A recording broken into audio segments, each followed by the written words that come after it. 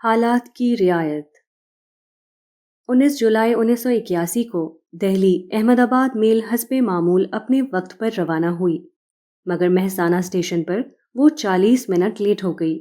Train جب مہسانہ سے آگے بڑھی تو ڈرائیور نے اس کو عام رفتار سے زیادہ تیز دوڑانا شروع کیا تاکہ وہ اپنے مقررہ وقت پر احمد آباد پہنچ جائے۔ ٹرین ڈنگروا سے 2 کلومیٹر کے فاصلے پر تھی کہ ڈرائیور نے دیکھا کہ آگے کی پٹڑی میں کچھ فش پلیٹس غائب ہیں۔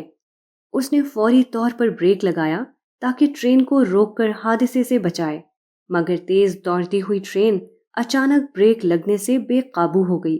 انجن اور اس کے ساتھ لگی ہوئی 12 بوگیاں پٹڑی سے اچھل پڑیں اور پوری گاڑی اپنی پٹڑی چھوڑ کر کنارے کے کھڈ میں جا گری۔ کافی لوگ مر گئے اور بہت سے زخمی ہوئے۔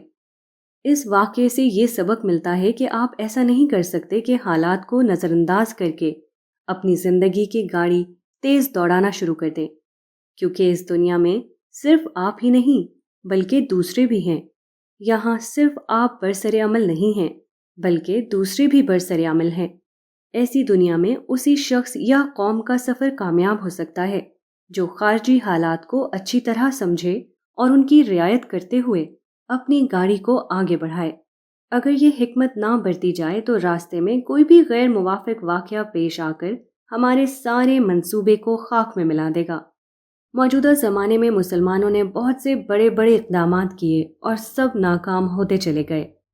اس ناکامی کی توجہ ہر ایک کے پاس صرف ایک ہے: فلاں کی سازش نے ان کے منصوبے کو ناکام بنا دیا۔ مگر یہ عذر صرف اس بات کا ثبوت ہے کہ مذکورہ اقدام میں حالات کی پوری رعایت شامل نہ تھی۔ خوش فہمی کے تحت اپنی گاڑی دوڑا دی گئی اور اس بات کا اندازہ نہیں کیا گیا کہ آگے کی پٹڑی پر ایک دشمن موجود ہے جو فش پلیٹ نکال کر ہماری گاڑی کو الٹنے کا خفیہ منصوبہ بنائے ہوئے ہے۔ گاڑی خواہ مکمل طور پر آپ کی ہو، مگر جس سڑک پر آپ کو اپنی گاڑی دوڑانی ہے وہ مکمل طور پر آپ کی نہیں۔